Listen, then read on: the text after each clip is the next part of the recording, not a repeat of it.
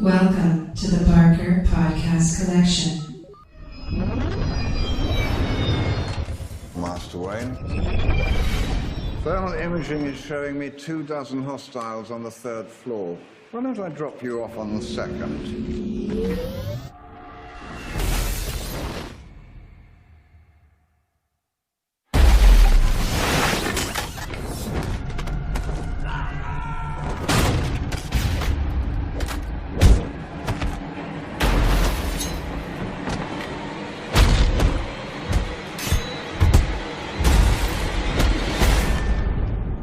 Slow in my old age, Alfred. Even you got too old to die young, not for lack of trying.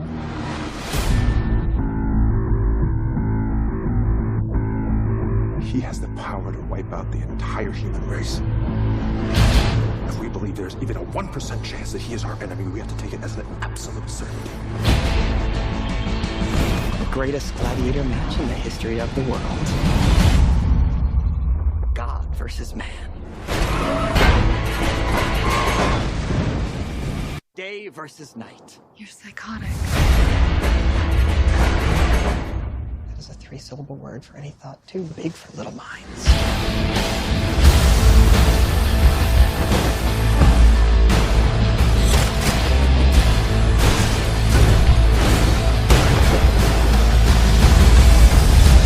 I've known a few women like you. Oh, I don't think you've ever known a woman like me.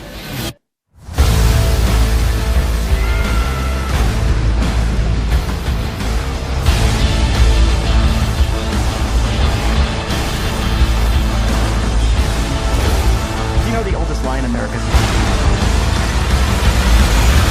It's that power can be innocent.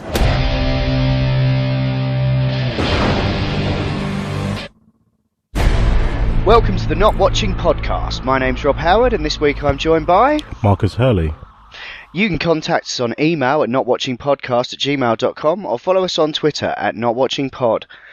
So yeah, it's just us two this time on a sunny Saturday morning. Two mugs sitting indoors.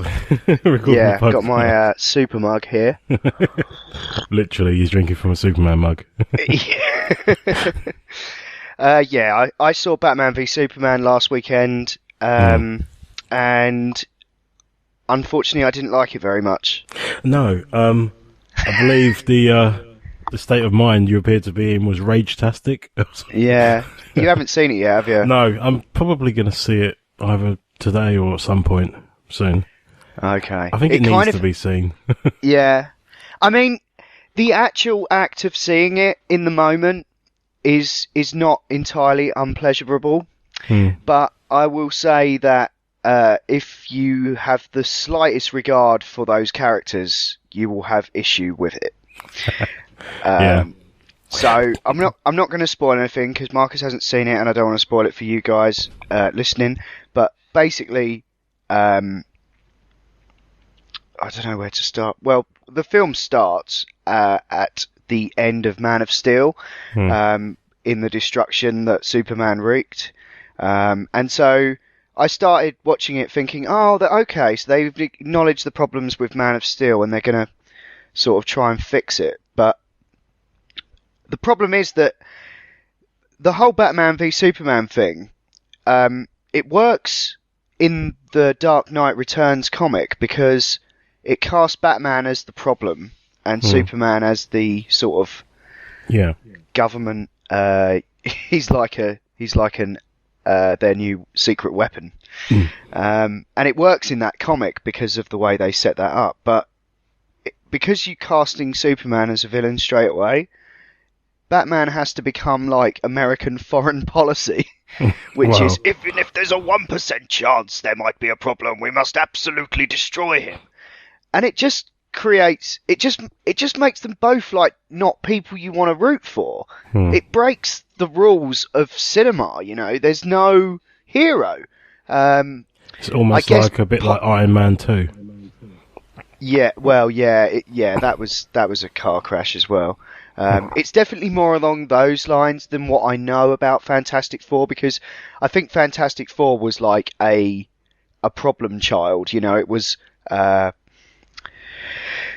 it there were just fundamental problems with the people involved on that project. Whereas with this, I feel like people have just. My problem is I wouldn't fault Zack Snyder for this because the film looks fantastic, you know. But I still think he's responsible for making some wrong decisions and well, if he's ultimately in charge, I think the problem is that he's not in charge and that the studio's in charge and that there's no one in like a higher authority, someone like Kevin Feige at Marvel, who's like overseeing all of this. Yeah. I think that's the fundamental problem with it. Yeah. So do you still want to see it?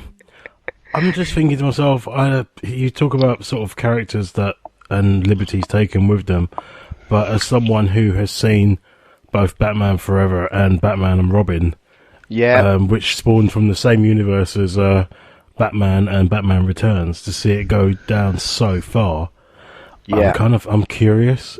It's a sort of twisted curiosity as to like, is it really as bad as people? I mean, there are people that I know that have slated Guardians of the Galaxy and said it's one of the worst Marvel films they've ever done. Yeah. So this is why I always take. I mean, it could be terrible. I could absolutely hate it. I could probably think it's not bad. I gave Man of Steel a second watching, I think, or maybe a third, fairly recently. And I realised, it is a silly film. There are lots of things that happen that are very, very silly. But the thing that I initially thought was a bit silly was the whole smacking people into buildings and them falling over like dominoes. I kind of realised actually that wasn't even really the issue because that's just a byproduct of what would happen when two super powered alien beings start punching each other. You can't avoid stuff like that happening, you know, it's like, but there were so many things. I mean, the whole thing with him, spoiler for those who haven't seen Man of Steel, snapping Zod's neck. Yeah. There was a little bit of a build up and there wasn't much he could have done. Although I was thinking maybe he could have put his hands over his eyes. You know? Yeah, I mean, that sort of taps into one of my other problems with this movie is that they don't seem to hold back with the violence. There's a scene, I'm not entirely at odds with this scene, but there's a scene in Batman v Superman where Batman's in the desert wearing a trench coat and he's just like with a shotgun, just like offing dudes. And I know they've done some stuff like that in the comics, so but it still doesn't. I think that's something you can kind of get away with in a comic, but and there's a bit where he's stabbing dudes as well. I just don't. Yeah, I suppose, but then Batman's had I don't know, 70 years. Batman and Superman, they've had 75 years. Yeah. I mean, when they both arrived onto the scene, Batman had a gun. A lot of people know this anyway. And then that quickly went. And Batman has killed people, but in the name of thing. But I think the moral centre of Batman has always unwavered. But he's had some really darker periods and lighter. Same with Superman. I mean, you've had the whole, oh God, I can't remember his name, but we had the black and white uniform and he was essentially just judge, jury and executioner. Yeah, you know? Judge Dredd almost. Yeah, and then he's had moments where he has cared less about humans because he's sick and tired of saving them, and they always seem to make the same mistake. So he goes a bit apathetic. And I'm thinking maybe they tried introducing too many of these variances in their character into these characters, so they don't feel fleshed out. They feel like they're a shell, and they've poured in every little nuance or whatever, and it hasn't quite gelled. Yeah, this is my an outside guess though, but I wouldn't. But I've yet to see it, so. But I do take your word that there's probably some issues with it because I know how much of a Batman fan you are. Yeah, I love Batman. I remember when the original Tim Burton movie came out, I fell out with people over watching that. Because I was slightly too young to actually go to cinema, and that was the first film that had a 12 rating. Yeah, I remember that clearly. It was 12 on the DVD, wasn't it? It was 15 in the cinema or something like that. Yeah, I think so. Yeah, and they literally brought out the 12A rating or something, and it was one of the first ones ever. Oh, it was so good though. I just love that, and I really like what Chris Nolan did with it, even though One thing that I will say about this movie is that Ben Affleck is a fantastic Batman. I've heard that from every single skeptic that every single friend I've got that's been really skeptical about that. That's not been the issue, which has surprised me about this film. Yeah, and apparently he's got a solo Batman film ready to go. In fact, what's so strange about this is Chris Terrio, one of the writers, he brought him on board, and Chris Terrio worked on Argo, I think, with Ben Affleck. Oh wow! Okay. And so he brought him onto the project. That was like a condition. He was like, I'll do it, but this dude has to write Batman for me. And all the Batman stuff is cool, apart from like the motivations and certain plot contrivances that have to happen for the film to carry on. Yeah. One of which is so cringeworthy. You'll know the one I mean when it happens. It's so cringeworthy. I just couldn't deal with it. I was totally out of it by then. I think that might be it. I don't know. There's this thing that Zack Snyder's got with all of his films, in which there are moments where it was like when I saw 300 the first time, I was sure I missed parts of the film because it felt like I was watching the same thing over and over again for a lot of it. Right. And his strange obsession with sort of slow-mos and stuff like that. And I mean, there was a weird random CG film based on owls, Guardians of Gaol or something like that. That's all right. That was good, but you can definitely feel Zack Snyder's influence because partway through it turns into 300.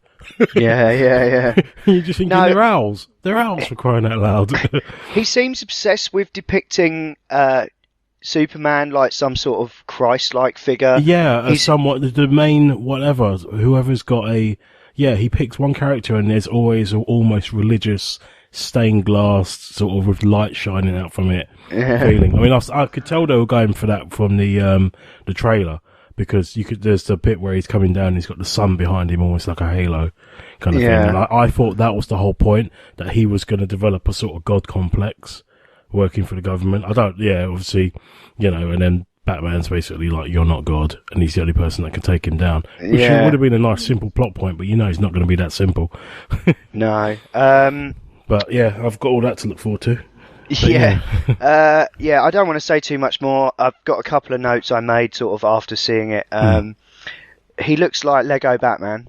Yes, he does. In that massive tank suit thing, which is unfortunate. And I made that association while I was watching it, which didn't help. I can't remember when... I can't remember what he looks like in... Because have you seen the animated one of The Dark Knight Returns? It's a 2-part...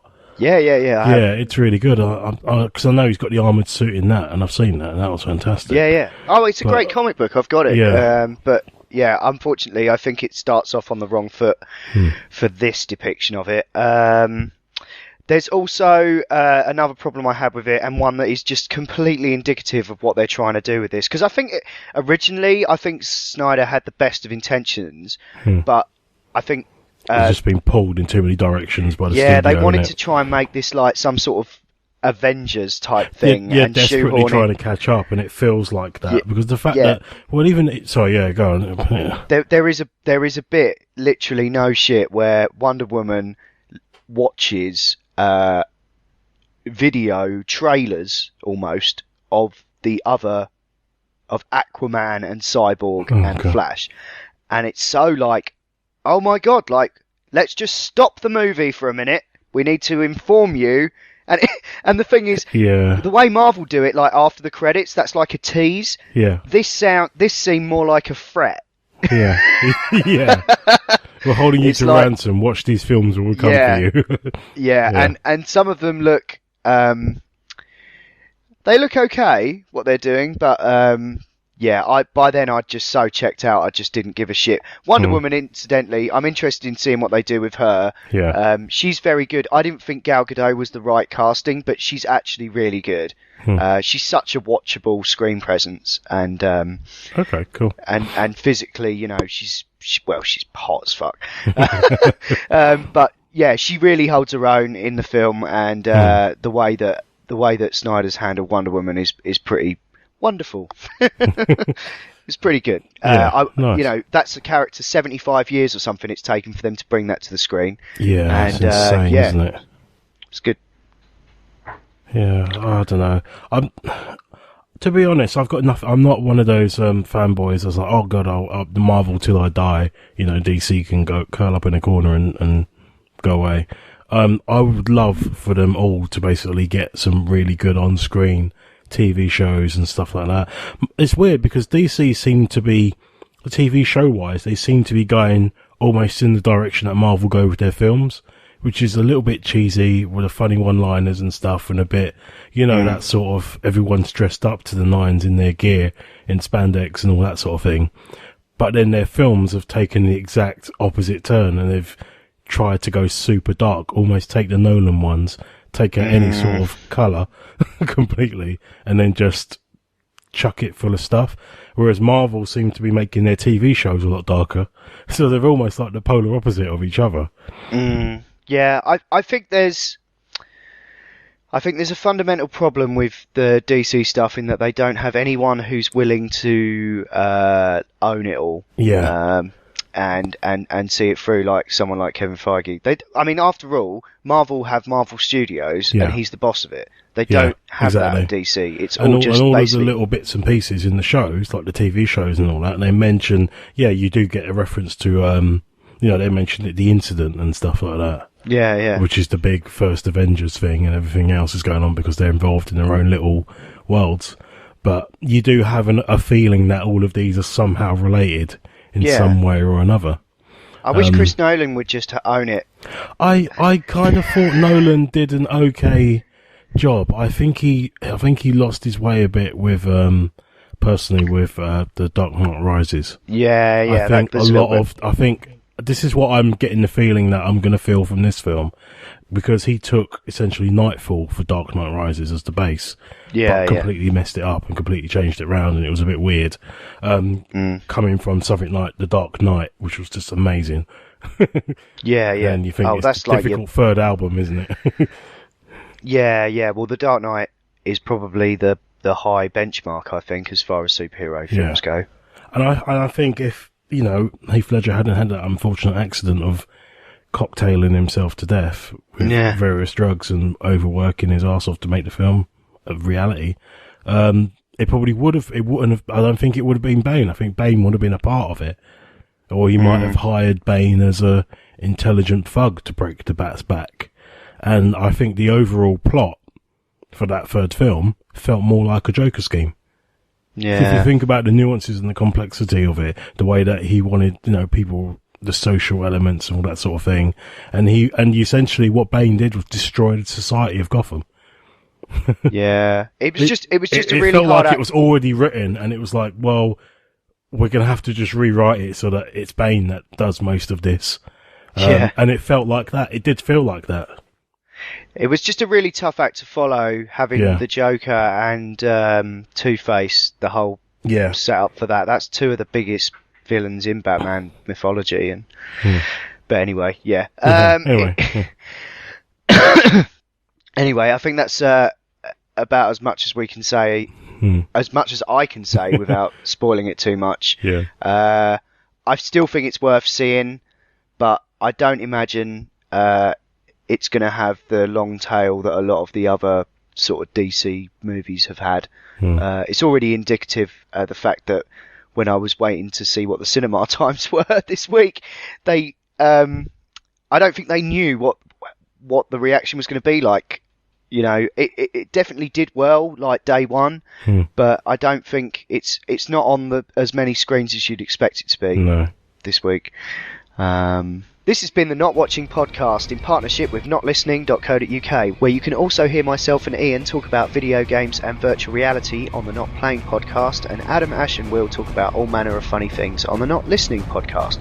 You can email us at notwatchingpodcast@gmail.com, or you can tweet at or follow us on Twitter at notwatchingpod.